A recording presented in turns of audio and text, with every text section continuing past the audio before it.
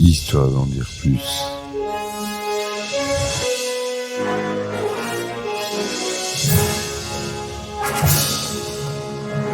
Eh ben attendez, on est en France. Allez, cul sec. Hop.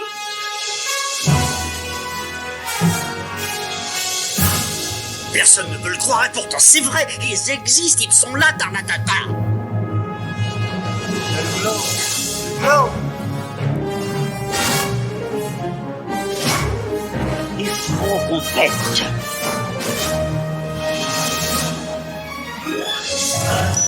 Voyons, circuit branché, correcteur temporel temporisé. Bonjour, bienvenue sur Histoire d'en dire plus. Aujourd'hui, on continue avec notre cher ami Jackie Chan, épisode 2. On en était arrêté à Mr. Dynamite. On va commencer sa percée hollywoodienne entre 88 et 98. C'est parti mon kiki, on y va. Alors, en 1988, Chan partage pour la dernière fois l'affiche avec Sammo Hung Biao dans Dragon Forever.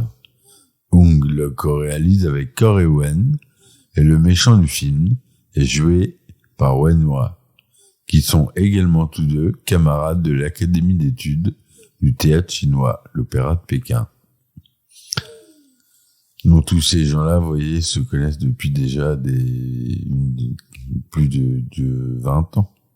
À la fin des années 80 et au début des années 90, Chan est à l'affiche de nombreuses suites à succès, à commencer par Police Story 2, qui remporte le prix de la meilleure chorégraphie au Hong Kong Film Award en 89. Puis vient ensuite un de mes films préférés de Jackie Chan, Opération Condor, la suite de Mr. Dynamite, et Police Story 3, pour lequel Chan remporte le prix du meilleur acteur au Golden Horse Film Festival en 1993. Je suppose que j'ai pas trouvé d'où était le festival, je suppose que c'est à Hong Kong. Il reprend son rôle de Wong Fei-hung dans Combat de maître, la suite de Le Maître le Chinois, qui fait partie de la liste des 100 meilleurs films établis par Time Magazine, le 4e volet de la saga Police Story.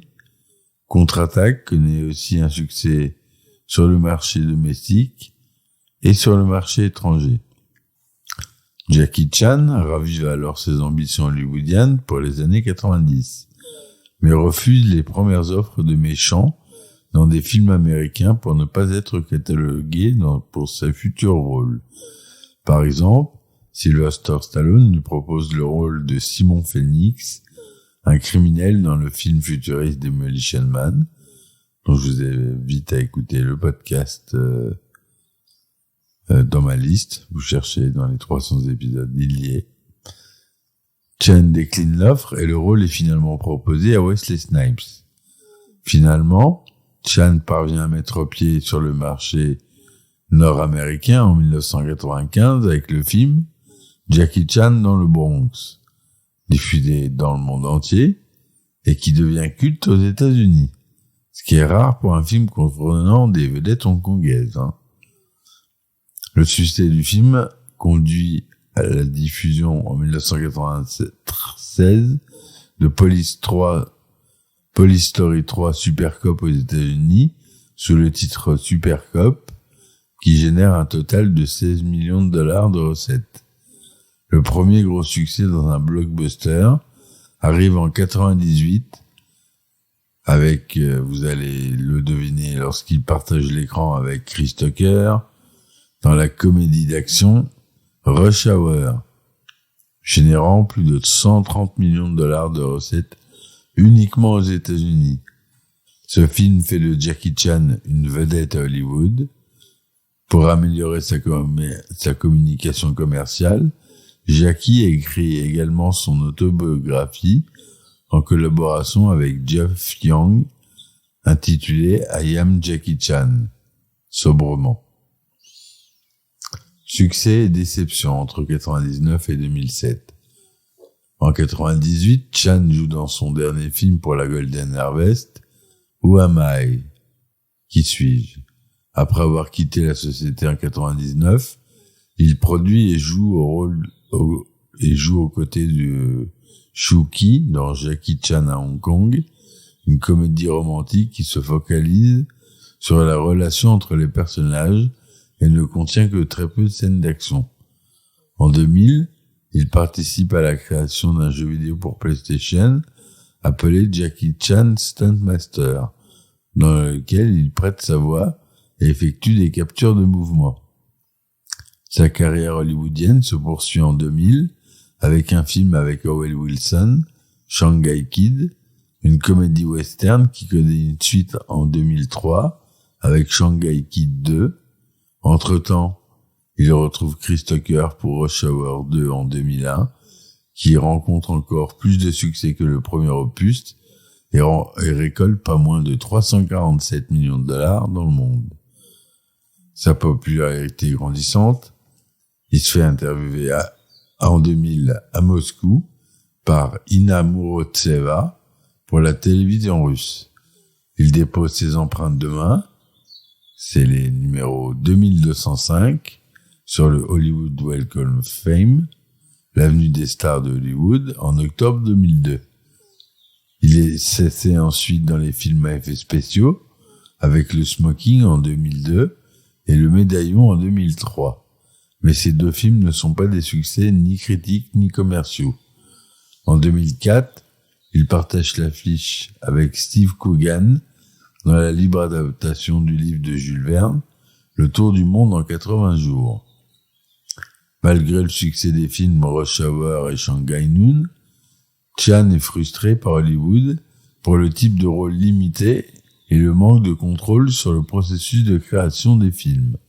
Après le retrait de la Golden Harvest de l'industrie cinématographique en 2003, il lance sa propre société de production, JCE Movie Limited, Jackie Chan Emperor Movies Limited. Il a été un peu chié là-dessus, Empereur, carrément. En association avec Emperor Multimedia Group, EMG.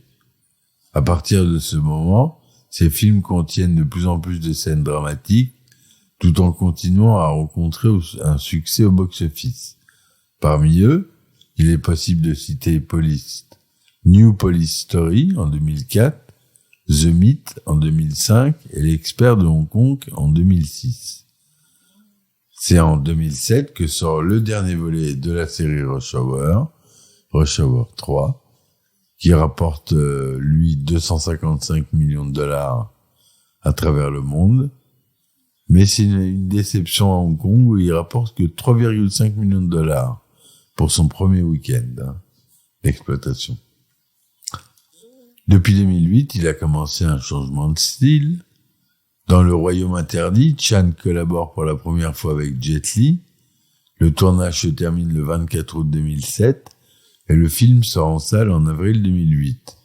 De nombreux effets spéciaux sont utilisés pour concevoir le film. Chan prête ensuite sa voix à Maître Singe dans Kung Fu Panda, aux côtés de Jack Black, Dustin Hoffman et Angelina Jolie. De plus, il assiste Anthony Zito en qualité de conseiller pour le film Wushu, sorti le 1er mai 2008. Et ce film, j'arrive pas à le trouver.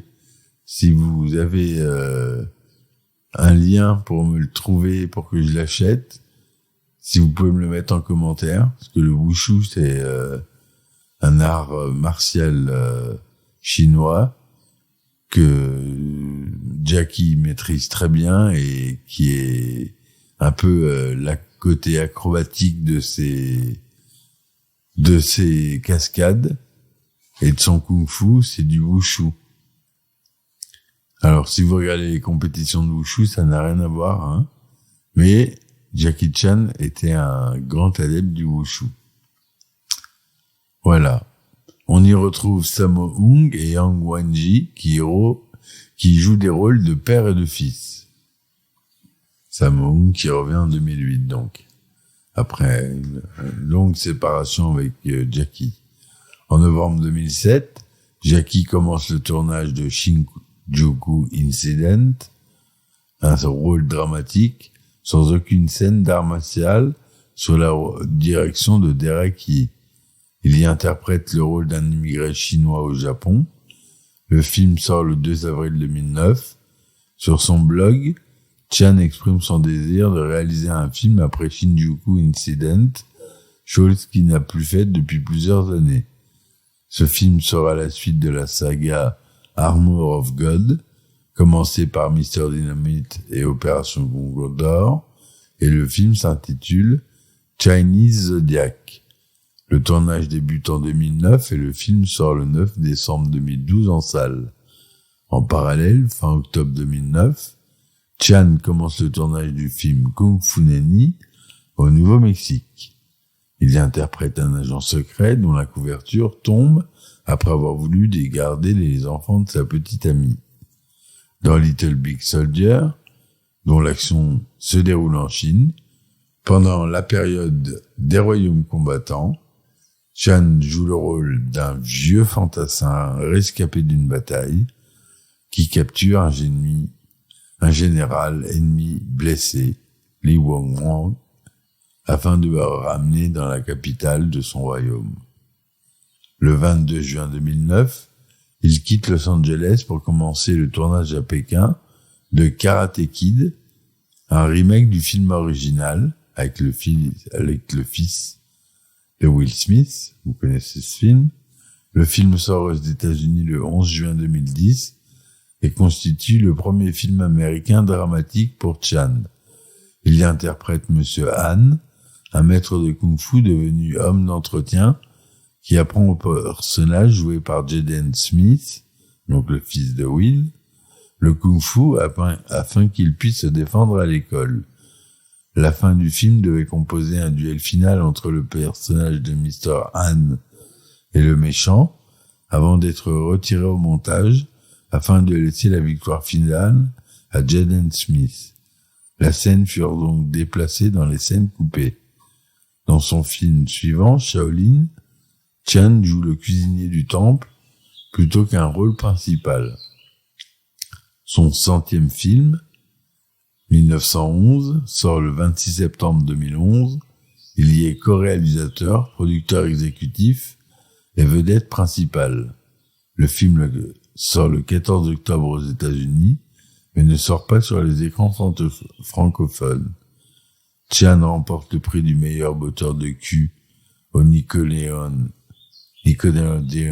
Kids Choice Awards en 2011 pour Karate Kid. Et durant le festival de Cannes 2012, Chan annonce sa retraite pour les films d'action, prétextant qu'il était devenu trop âgé pour ce genre de film. Il précise par la suite qu'il ne va pas complètement se retirer des films d'action, mais qu'il va effectuer moins de cascades et prendre plus soin de son corps. Le 20 septembre 2012 sort à Pékin CZ12, Chinese Zodiac. Jackie Chan y reprend son rôle d'aventurier à la recherche de statues du Zodiac dérobées par les troupes britanniques et françaises lors du sac du Palais d'été en 1860. Le film, tourné en France, à Paris et au château de Chantilly, château de Courance et le château de Corbeil-Essert, en Lituanie, en Chine et à Hong Kong, Taïwan et même Australie. Totalise plus de 160 millions de dollars de recettes lors de sa sortie en Chine. Sa diffusion en France est prévue pour 2014. Le magazine Forbes révèle le 1er juillet que Jackie Chan a gagné 50 millions de dollars entre juin 2014 et juin 2015. Il est donc le deuxième acteur le mieux payé du monde sur cette période, juste derrière Robert Downey Jr. Le 5 juin 2015, on annonce que Jackie Chan va tourner un film d'action, un thriller, intitulé The Foreigner, réalisé par Martin Campbell, à qui l'on doit également Casino Royale. Alors The Foreigner, je l'ai vu, il est bien, je vous conseille de le voir. Tiré du roman de Stephen Leather, The Chinaman, Jackie Chan veut montrer une autre facette de son jeu d'acteur, par rapport au choix de tourner un tel film à Hollywood. Jackie Chan a déclaré « En fait, ces dernières années, j'ai eu beaucoup de propositions pour tourner dans des blockbusters hollywoodiens. Mais je ne veux plus jouer au maître chinois ou au policier de Hong Kong. Je n'ai plus envie de me répéter. Avec The Foreigner, c'était l'occasion de jouer un rôle que je n'avais jamais fait.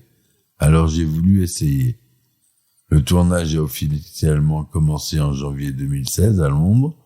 Cependant, en février 2016, le tournage d'une scène a créé un vent de panique passager à Londres.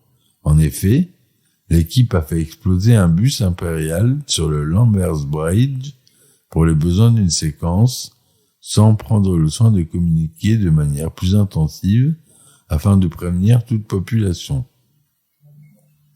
Seules quelques affiches avaient été placardées, suscitant la colère des Londoniens, notamment en raison du contexte actuel de menaces terroristes. Le budget du film est de 35 millions de dollars. Il est sorti le 30 septembre en Chine sous le nom Ji Lu Dui, où il fera une chanson pour la promotion du film Put Hong Ren avec l'actrice Liu Tei ou Kei Lan en français, qui joue la meilleure amie de Jackie Chan dans ce film. Voilà ce que je voulais vous dire pour aujourd'hui. C'est à peu près tout sur sa carrière d'acteur. On va passer maintenant à une autre facette de lui. On va commencer par sa vie privée. Et puis on continuera sur ses autres talents. Vous allez voir, ils sont nombreux. Je vous dis merci de m'avoir écouté, mes amis. N'hésitez pas à laisser des likes et des commentaires si vous êtes sur Spotify ou Apple Podcasts. Ça m'aide beaucoup, ça coûte rien et ça me fait avancer beaucoup. Donc je vous remercie de le faire, ceux qui écoutent sur Spotify et Apple Podcasts, ou tous ceux qui peuvent liker sur leur application, peu importe. Google Podcast, il y a toutes les plateformes. De toute façon, vous pouvez le trouver partout. Voilà mes amis, je vous dis à très vite. Si vous voulez me supporter, vous avez les plateformes que j'ai mis en place avec un lien en description si vous vous sentez généreux. Je vous dis merci, à bientôt pour un nouvel épisode sur Jackie. Ciao, ciao. Histoire d'en dire plus.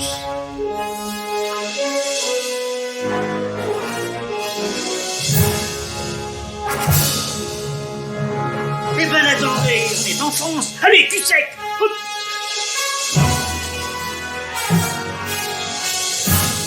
Personne ne peut le croire et pourtant c'est vrai. Ils existent, ils sont là, Tarnatata. Non.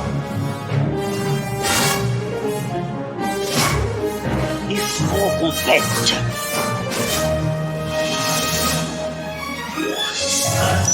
Voyons, circuit branché, correcteur temporel temporisé.